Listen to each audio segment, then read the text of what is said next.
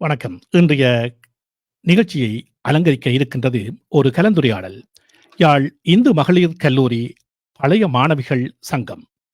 சிட்னியிலே அமைந்திருக்கின்ற பழைய மாணவிகள் சங்கம் பல ஆண்டுகளாக இங்கே அமைந்திருக்கின்றது. பல சேவைகளை செய்து கொண்டிருக்கின்றது.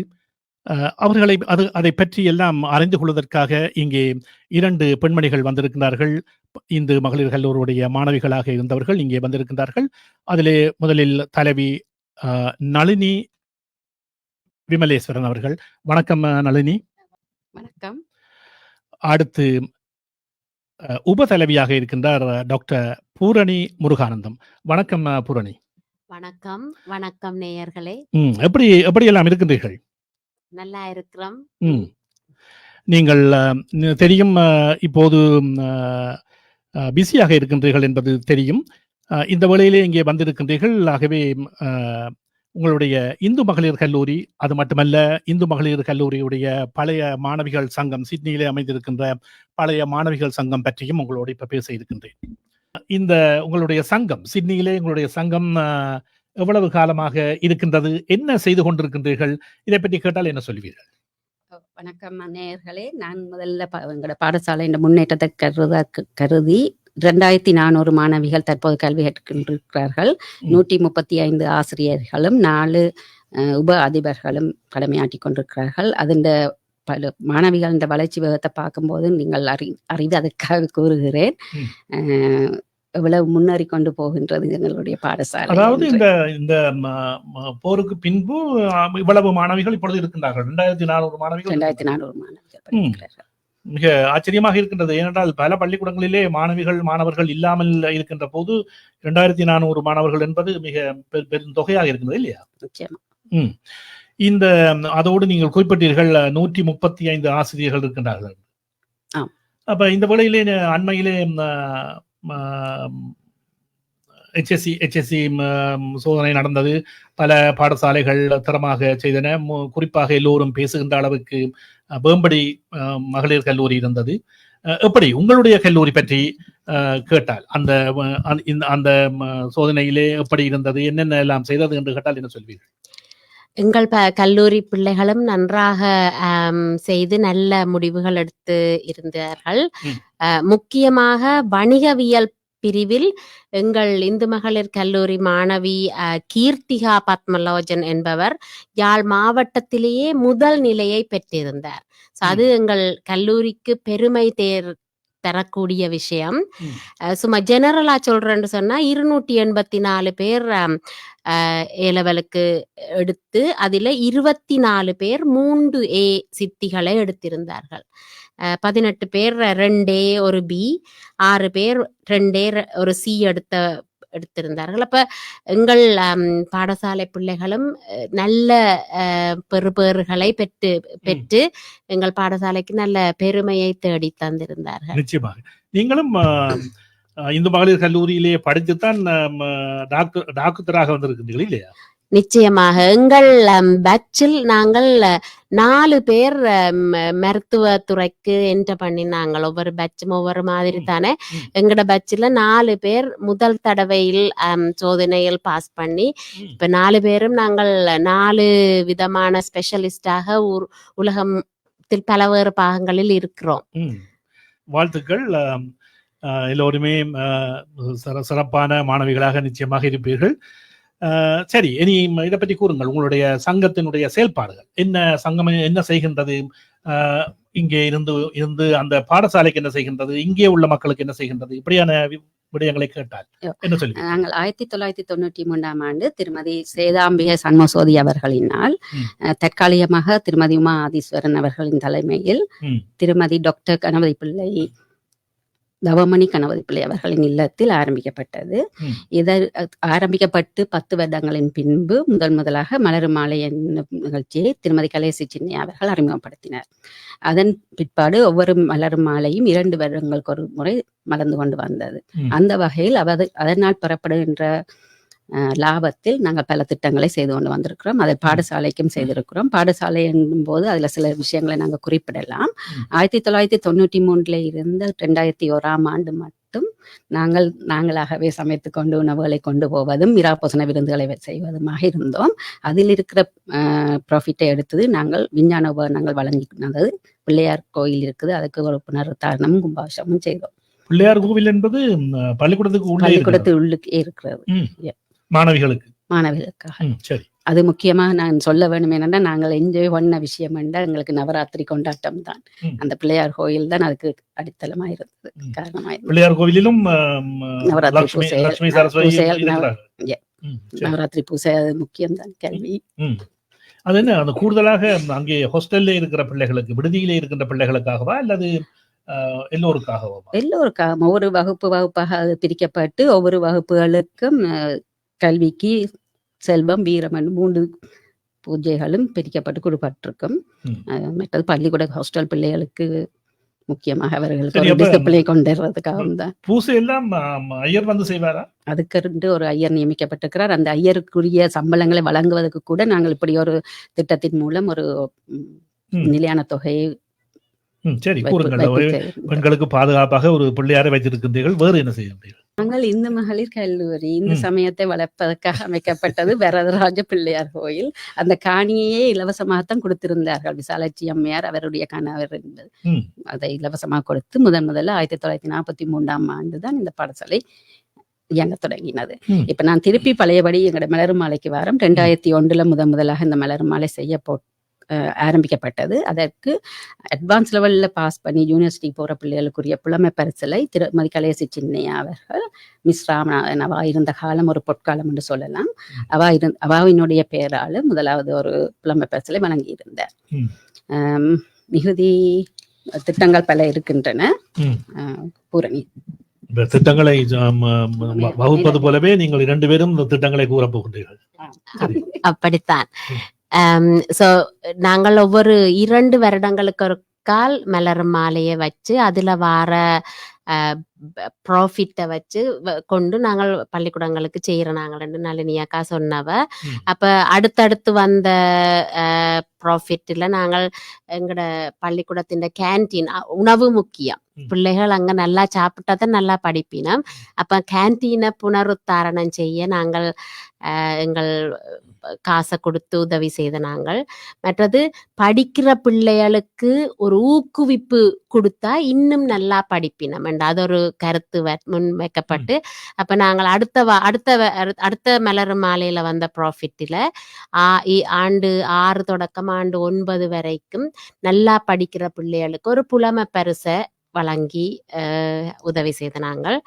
மற்றது அதை தவிர அதே மாதிரி அதுக்கு அடுத்த வந்த கமிட்டி ஒரு கமிட்டி இல்ல, அது 3 கமிட்டி தொடர்ந்து அந்த திட்டத்தை செய்து வந்துச்சு. அதுக்கு பேர் பவள மண்டபம்.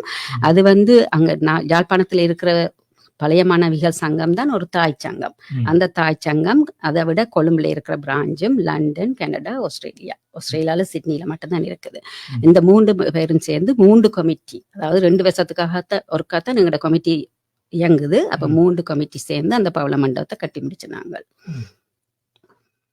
இதை தவிர அடுத்த வந்த ப்ராஃபிட்ல நாங்கள் O level A levelல இந்த முறை நாங்க யோசிச்சு கெட்டித்தனம் இருந்தா மட்டும் காணாது கொஞ்சம் கஷ்டப்பட்ட பிள்ளைகளையும், அதாவது காசு தேவை உள்ள உண்மையாக தேவை உள்ள பிள்ளைகளை அடையாளம் கண்டு அவர்களுக்கும் இந்த புலமை பரிசுல கொடுத்து, அதுவும் நாங்கள் ஒவ்வொரு டேர்ம் டு டேர்ம் அவையின் நிலைமை என்ன மாதிரி படிக்கிற பிள்ளை படிச்சு கொண்டிருக்கணுமா இல்ல அவைகள் கொஞ்சம் பிஹைண்டா போயினமான் அதுகளையும் பார்த்து நாங்கள் உதவி செய்த நாங்கள். அதாவது கோவிட் டைம்ல நாங்கள் எல்லாரும் வீட்டை இருந்து படிக்கல புத்தகங்கள் A level பிள்ளைகளுக்கு புத்தகங்கள் அடிச்சு அதை பள்ளிக்கூடத்துக்கு கொடுத்த நாங்கள். அதுல நாங்கள் we made sure அந்த வீணாகாம போகாம அந்த புத்தகங்கள் கொடுக்குற பேப்பர் புத்தகங்களை திரும்ப பெற்று அதுக்கு அடுத்த வருஷங்களுக்கு வார பிள்ளைகளுக்கு கொடுக்குற மாதிரி பாஸ் பேப்பர் புக்ஸ் எடுத்து செய்தாங்க. மற்றது கம்ப்யூட்டர் ரூம், இப்போ ஒரு மஹிந்தோதயா கட்டடம் என்று சொல்லி ஒரு கட்டடம் ஒன்று பள்ளிக்கூடத்துல இருந்தது. ஆனா அந்த கம்ப்யூட்டர்ஸ் வந்து ஒர்க் பண்ணாம இருந்து இப்ப ஐடி ஒரு மெயின் ஸ்ட்ரீம் அங்க எங்களோட பள்ளிக்கூடத்துல. அப்ப கம்ப்யூட்டர்ஸை நாங்கள் சீரமைச்சு கொடுத்த நாங்கள். மற்றது போன வருஷத்துல இருந்து நாங்கள் வந்து சயின்ஸ் லேப்ல கொஞ்சம் உபகரணங்கள் தேட நாங்கள் பள்ளிக்கூடத்தோட கதைச்சு அவைக்கு என்ன தேவையென்று அறிஞ்சுதான் நாங்கள் இதை செய்கிறது. அப்ப அதுல கேட்கப்பட்ட விஷயம் வந்து விஞ்ஞான லெபோரட்டரிக்கு உபகரணங்கள் வேணும் என்று சொல்லி அப்ப அதை நாங்கள் வாங்கி கொடுத்த நாங்கள். இப்ப அதுக்கு பிறகு இப்ப இதுகளெல்லாம் நீங்கள் வாங்கி கொடுத்திருக்கின்றீர்கள், மானிட்டர் பண்றீங்களா? அதாவது எல்லாம் போகின்றதா, எல்லாம் பாவிக்கின்றார்களா, இதையெல்லாம் மானிட்டர் பண்றீங்க? நிச்சயமாக. நான் இப்ப போன ஈஸ்டர் பிரேக்குக்குள்ள போயிட்டு வந்தேன். நான் அதிபரை சந்திக்க போனேன். அன்றைக்கு இதை நான் ஒரு சொல்ல விரும்புறேன். என்னன்னு சொன்னா, அன்றைக்கு ஒரு ஈஸ்டர் ஃப்ரைடே முதல் நாள் இரவு ஜெஃப்னால போய் நான் சந்திக்கும் பொழுது இரவு 9:30 மணி என்னுடைய கோலை ஆன்சர் பண்ணி அடுத்த நாள் வரும்படி கூறியிருந்தா. அப்ப நான் கேட்டேன், மிஸ் ஈஸ்டர் ஃப்ரைடே நீங்கள் ஒர்க் பண்ணீங்களா? நீர் வேறும்னு சொன்னேன். அங்க போனா பிரின்சிபல் மட்டுமில்ல வேற டீச்சர்ஸும் இருந்தாங்க, வேலை செய்து கொண்டிருந்தார்கள். அந்த சயின்ஸ் லேப் புரணி சொன்ன மாதிரி இயர் 6-10 சயின்ஸ் லேப் வந்து போன முறை தலைவியா இருந்த திருமதி மாதங்கி சாந்தகுமார் அவற்ற தலைமையில செய்த ப்ராஜெக்டால வந்த ப்ராஃபிட்டை எடுத்துத்தான் அந்த சயின்ஸ் லேப் செய்திருக்கணும். இப்ப நாங்கள் கிட்டடியில மானிட்டர் பண்ணபடி அது அந்த வேலை திட்டங்கள் எல்லாம் முடிவடைந்து விட்டது. நாங்களாக அதை முறைக்க சொல்லணும், நாங்களா போய் எங்களுக்கு இது செய்யலாம் அது செய்யலாம்னு நாங்கள் ஏனோ தானோன்னு அங்கே நடக்கல. அது இப்போ நான் பிரின்சிபல்கிட்ட கேட்ட இடத்துல ஓகே அவை சில தேவையில சொல்லுவீங்க, எங்களோட பட்ஜெட்டுக்கு நாங்கள் என்ன செய்யலாம்ன்றதை நாங்கள் சொல்லலாம். மற்றபடி ஒரு சின்ன ஒரு பொருள் வேண்டி கொடுப்பதாக இருந்தாலும் அதுக்குரிய பத்திரங்கள் ரிசீட்டுகள் எல்லாம் கொடுத்து ஓகே இது சிட்னி ஓஜியால் தான் வழங்கப்படுகின்றது என்பதற்கான அத்தாட்சியான லெட்டர்ஸ் எல்லாம் அவைக்கு கொடுத்து தான் நாங்கள் வேற வேணும்.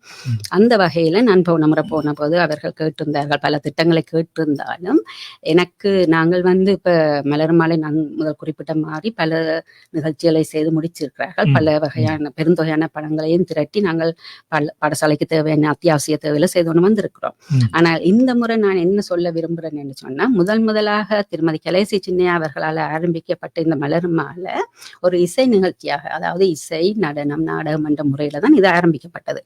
இது வந்து எங்களோட கோவிட் காரணமாக 4 வருஷம் நாங்க மலர் மாலை நிகழ்ச்சியை செய்ய முடியாம போனதால இப்ப வார மலர் மாலை வந்து ஒரு 10வது மலர் மாலையா மிளிர்கின்றது. அதனால நான் அந்த முதல் தரம் எப்படி நடந்ததோ அதை ஒட்டி இந்த தடவையும் நாங்கள் ஒரு இசை நிகழ்ச்சியாக நடத்த இருக்கிறோம். இதை விட இன்னொரு முக்கியமான விஷயம், உள்ளூர் கலைஞர்கள், அதாவது எங்களோட ஜெனரேஷனை பார்த்தா நாங்கள் ஒரு 90s வந்திருப்போம், என்ன ஏர்லி 90s. அப்ப பிறந்து வளர்ந்த பிள்ளைகள் எல்லாம் இப்ப ஒரு கலைஞர்களாகவும் ஆசிரியர்களாகவும் வளர்ந்திருக்கிறார்கள். அப்ப அந்த உள்ளூர் கலைஞர்களை ஊக்குவிக்கிறதுக்காகவும் அவைக்கு ஒரு அடித்தளம் கொடுக்கறதுக்காகவும் எங்களோட செலிப்ரேஷன் ஆஃப் 10th மலர் மாலை என்ற தலையங்கத்துல நான் இதை கொண்டு போறதுக்கு இருக்கிறேன். அதே நேரம் பிரின்சிபல்கிட்டையும் நாங்க சொல்லி இருந்த, நாங்கள் ஒரு கலை நிகழ்ச்சியை வச்சு நான் செய்யறது ஒரு கலைக்கூடத்தை திருத்தி தாரேன்னு சொல்லி நான் போய் பார்த்தேன். நான் நேர போய் பார்த்து அது ஒழுங்கா நடக்கிறதான்றத நாங்க மானிட்டர் பண்ணி கொண்டு தான் இருக்கிறோம். சரி, அதாவது இங்க இருந்து ஏனென்றால் அதிகமான பாடசாலைகளுக்கு வைத்தியசாலைகளுக்கு எல்லாம் பணம் சென்று கொண்டிருக்கின்றது. ஆனால் சில இடங்களிலே துஷ்பிரயோகம் செய்கின்ற விடயங்களும் நடக்கின்றது. ஆகவேதான் அந்த கேள்வியை கேட்டு நீங்கள் மானிட்டர் பண்ணுகின்றீர்களா, அவற்றை பார்க்கின்றீர்களா என்று ஆகவே நீங்கள் சென்று பார்ப்பது மிக மகிழ்ச்சிகரமாக இருக்கின்றது. அதே வேளையிலே அந்த பாடசாலையினுடைய தற்போதைய வளர்ச்சி எவ்வளவு தூரம் அது வளர்ந்திருக்கின்றது, அல்லது என்ன ஒப்பிடுகிற போது நீங்கள் படித்த காலத்திலிருந்து இப்போது எப்படி இருக்கின்றது, ஸ்போர்ட்ஸ்ல எப்படி இருக்கின்றது, இப்படி எல்லாம் தெரியும் கேட்டா என்ன சொல்வீர்கள்? முக்கியமாக நான் கலைத்துறையில் இந்த முறை ஈடுபட்ட காரணம், அந்த பிள்ளைகள் வந்து அட்வான்ஸ் லெவலுக்கு ஒரு நடனத்தை ஒரு பாடமாக கற்கிற பிள்ளை வந்து உண்மையாவே அதை ஆட ஒரு கரியரா தான் பாக்குறா. அப்ப அதுக்குரிய பேசிக் தேவைகள், அதுவும் ஒரு பொம்பளை பிள்ளைகளுக்குரிய பேசிக் தேவைகள் அந்த கலைக்கூடத்துல இல்ல. நான் அதுல மேலதிகமான தகவல்களை திரட்டுறதுக்காக நான் திருப்பி 2 நாள் கழித்து ஒரு மண்டே போன போது அதுக்கு பக்கத்து இதெல்லாம் பழைய காலத்து ஹாஸ்டல் பிளாக்குகள்ல தான் இது நடக்குது. போன போது அந்த ஆசிரியர்கள் வந்து பக்கத்து பிளாக்ல வந்து மியூசிக் அண்ட் ஆர்ட் கிளாஸ் நடக்குது. அந்த ஆர்ட் கிளாஸுக்கு ஒரு எக்ஸிபிஷனுக்கு போற பெயிண்டிங் கூட கரையான் பிடிக்கிற அளவுல தான் அந்த வகுப்பறைகள் இருக்கிறது. நீங்க சொன்ன மாதிரி மீண்டும் மீண்டும் பெரிய பள்ளிக்கூடங்கள் கட்டிடங்களுக்கு முதலுக்கும் பயன்படுத்துறதாக இருக்கிற ஒரு தகவல் வருகிறது. ஆனா நேரே போய் பார்க்கும் பொழுது எங்கட பள்ளிக்கூடத்துக்கே எவ்வளவு தேவைகள் இருக்கின்றன. அப்ப அதுகளை நாங்க மானிட்டர் பண்றோம். தேவையானதையும் செய்கிறோம். ம். இதை விட நாங்கள் எங்கட தாயகத்துக்கு இந்த ப்ராஃபிட்டால வர ஒரு பெர்சன்டேஜ் தாயகத்துக்கு தேவையான திட்டங்களை நாங்க செய்து கொண்டு வரோம். ம். அதை பற்றி இப்ப பூரணி சொல்லுவாங்க உங்களுக்கு. நாங்கள் இப்ப மலரும் மாலையில வார ப்ராஃபிட்டில அப் டு 20% மட்டும் நாங்கள் வந்து தாயகத்துக்குரிய தேவைகளை நிறைவேற்றுறதுக்கு பலவிதமாக அறிஞ்சு என்ன தேவை என்ற இன்ஃபர்மேஷனை பலவிதமாக அறிஞ்சு அதை நாங்கள் செய்து கொண்டு வந்த நாங்கள் இப்ப உதாரணத்துக்கு திருநகர் தெற்கு மாதர் சங்கத்துக்கு மாற்றுத்திறனாளிகளின் கணவன் இழந்த பெண்கள், பெற்றோரை இழந்த குழந்தைகளுக்கு கொஞ்சம் உதவி செய்திருக்கிறோம். மற்றது மகாதேவா சுவாமி ஆச்சிரமத்துல குழந்தைகளின் அடிப்படை தேவைகளுக்கு நிறைவேற்றுறதுக்கு ஒரு உதவி செய்திருக்கிறோம். மற்றது வன்னி புனர்வாழ்வு கழகம், சிவபூமி அறக்கட்டளை, கிளி மக்கள் அமைப்பு, அதுல வந்து துவிச்சக்கர வண்டிகள் வாங்கி கொடுத்த நாங்கள். மற்றது வன்னி அன்னை அறக்கட்டளைக்குள்ள 8 பெண்களுக்கு கைத்தொழில் செய்வதற்குரிய வசதிகள் செய்து கொடுத்த நாங்கள். ஆடு மாடு வாங்கி கொடுத்து, தையல் மெஷின் அப்படி வாங்கி கொடுத்து, மற்றது போன வருஷத்துல திலகவதியார் பெண்கள் இல்லத்துக்கு ஒரு கம்ப்யூட்டர் ரூம், இப்ப கம்ப்யூட்டர் வந்து இப்ப ஒரு அடிப்படை தேவையா வந்து இருக்குது. அப்ப அந்த கம்ப்யூட்டர் ரூம் அமைப்பதற்கு உதவி செய்த நாங்கள்.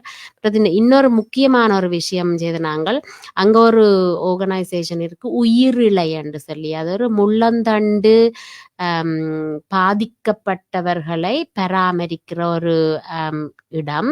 அது என்ன காரணமாயும் அந்த பாதிப்பு வந்திருக்கலாம், இலங்கை முழுவதில் உள்ள எந்த ஆக்களாயும் இருக்கலாம். அதில இருக்கிறார்கள் முள்ளந்தண்டு பாதிக்கப்படையக்குள்ள அவைகளுக்கு ஒரு கண்டிஷன் வரும், அந்த யூரின் பிளடர் வந்து எம்டி பண்ண இல்லாம போகும்.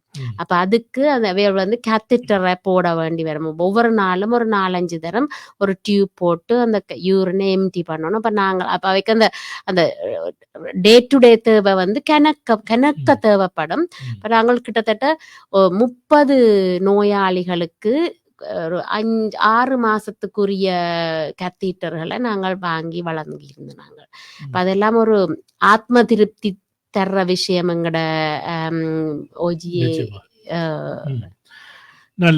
நல்ல விடயங்களை செய்து கொண்டிருக்கின்றீர்கள். இது தவிர இப்போது உங்களுடைய விழா ஒன்று நடக்க இருக்கின்றது, அதாவது மலரும் மாலை 10வது ஆண்டு நடக்க இருக்கின்றது. இது எங்கே நடக்க இருக்கின்றது, எப்படி செய்ய போகின்றீர்கள் என்று குறிப்பிடுங்களேன். 31ஆம் தேதி ஆகஸ்ட் மாதம் 31ஆம் தேதி மாலை 6 மணிக்கு இந்த நிகழ்ச்சி நடைபெற இருக்கின்றது பயணிய தியேட்டர் காசுகளில்.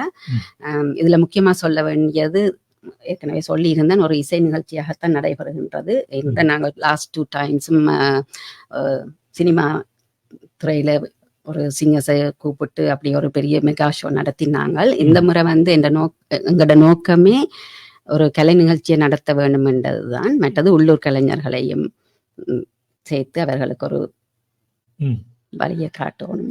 அதாவது உள்ளூர் பாடகர்கள் பாடுகின்றார்களா? இசை நடன நாடகம். அது ஒரு பல்சுவை கதம்பமாக இருக்கும். எல்லாரும் நிச்சயமாக வர வேண்டும்.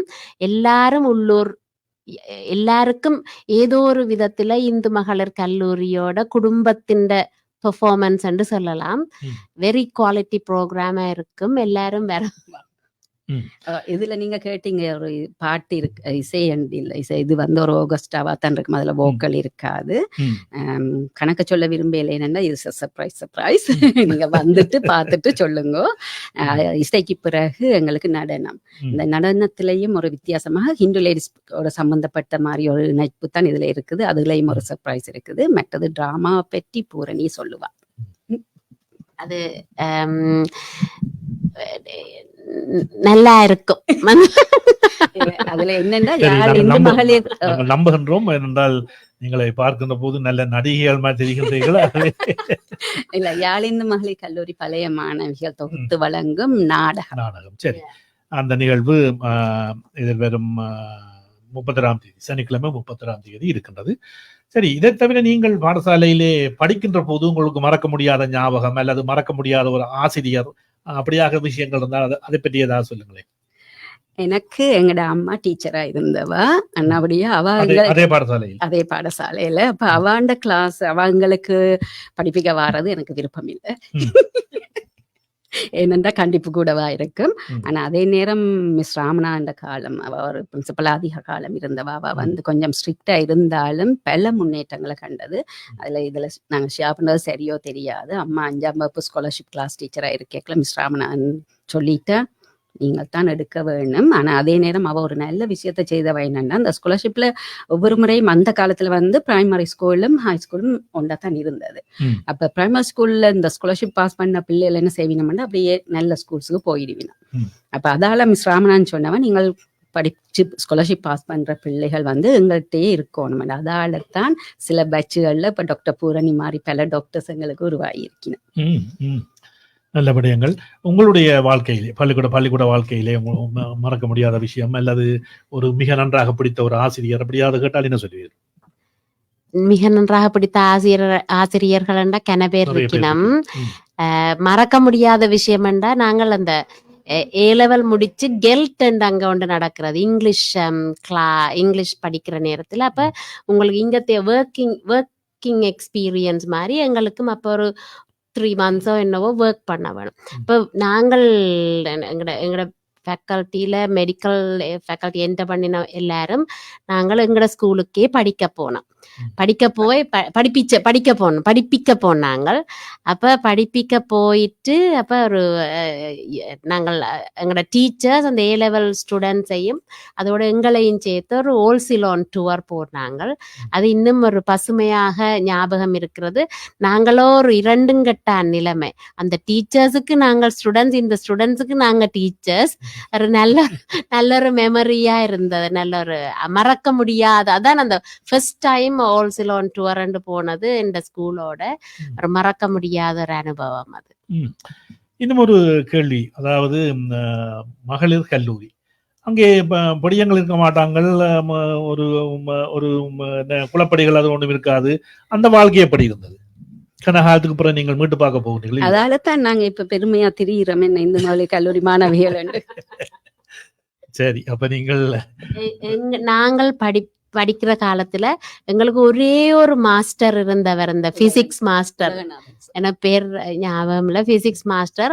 அவருக்கு வெக்கம் எங்களை கண்டா ஒளிச்சோடி திரிய. சரி, அவர் எவ்வளவு துன்பப்பட்டார் என்று நேற்று கற்பனை பண்ணி பார்க்கின்றேன். சரி, வேறு ஏதாவது நீங்கள் இந்த விடயம் பற்றி, உங்களுடைய அமைப்பு பற்றி வேறு ஏதாவது கூற விரும்பினால் இறுதியாக நீங்கள் ஏதாவது கூறலாம். சமரியா சொல்றேன்னு சொன்னா, நாங்கள் இங்க ஓஜின்னு வச்சிருக்கிறது எங்கட பள்ளிக்கூட குடும்பத்தை ஒற்றுமையாக வச்சிருக்க வேணும். நாங்கள் எங்கட தொடர்புகளை விடக்கூடாதுண்டு. அப்ப அது ஒரு மெயினா annual general meeting every year meet பண்ற நாங்கள் இந்த மலரும் மாலையண்டு ஒரு பெரிய ஒரு நிகழ்ச்சி சிறப்பாக செய்து கொண்டு வர நாங்கள். அதுல வார ப்ராஃபிட் நாங்க தனியா காசு சேர்க்கிற மட்டும்தான் நோக்கம் இல்லை. அந்த சேர்த்த காசுலையும் நாங்கள் எங்கட பள்ளிக்கூடத்துக்கும் நல்ல விஷயங்கள் செய்து, எங்களுக்கும் அந்த நீங்க சொன்ன மாதிரி கட்டிடங்களுக்கு மட்டுமண்டு காசு கொடுக்க பெருசா விருப்பம் இல்லை. பிள்ளைகளை உயர்த்தணும்ன்றதான் எங்களோட அல்டீரிய மோட்டிவா இருக்கிறது. அதோட நாங்கள் தாயகத்திலையும் தேவைகளை அறிஞ்சு செய்யறோம். எங்களுக்கு நல்ல திருப்தியா இருக்குது நாங்கள் இயங்குற விஷயம். சரி, இந்த நிகழ்ச்சியிலே உங்களுடைய அமைப்பு இன்னும் ஒரு கேள்வி கேட்கலாம் நினைக்கின்றேன். அதாவது 2400 பிள்ளைகள் இல்லையா, 2400 பிள்ளைகள் இருக்கின்ற ஒரு பள்ளிக்கூடம், இங்கே எத்தனை குடும்பங்கள் மெம்பராக இருக்கின்றீர்கள்? அதாவது உங்களுடைய பழைய மாணவிகள் 80 குடும்பம் இருக்கின்றது. ஆகவே அந்த 80 குடும்பத்தை தவிர நீங்கள் மற்றவர்களை தான் வரவழைக்கின்றீர்கள் உங்களுடைய நிகழ்ச்சிகளுக்கு. 80 குடும்பம் கட்டாயம் வரத்தான் வேணும். மிச்சாக்கள் நீங்களும் எல்லாரும் எங்களோட குடும்பத்துல வரவேற்க நாங்கள் காத்திருக்கிறோம். நிச்சயமாக நாங்கள் எல்லாம் வருவோம். ஆனால் நிகழ்ச்சிக்கு மட்டும் கூப்பிடாம மற்ற நேரங்களும் கூப்பிடணும் உங்களை. வாங்க, நாங்கள் இந்து மகளிர் கல்லூரி விருந்தோம்பல்ல குறையாத. சரி, நன்றி. இந்த வேளையிலே மிக அழகாக இந்த உங்களுடைய விடயங்களை பற்றி, உங்களுடைய சங்கத்தை பற்றி, உங்களுடைய பாடசாலையை பற்றி எல்லாம் மிக அழகாக குறிப்பிட்டீர்கள். நன்றி உங்கள் இருவருக்கும். நன்றி. ஆமா நேர்களே, அது யாழ் இந்து மகளிர் கல்லூரியினுடைய பழைய மாணவர் சங்கம், சிட்னியிலே அமைந்திருக்கின்ற பழைய மாணவர்கள் சங்கம், அந்த சங்கத்திலே இருந்து தலைவி நளினி விமலேஸ்வரன் அவர்களும் உபதலைவி டாக்டர் பூரணி முருகானந்தம் அவர்களும் இந்த நிகழ்ச்சியிலே கலந்து கொண்டு சிறப்பித்திருந்தார்கள். நேர்களே,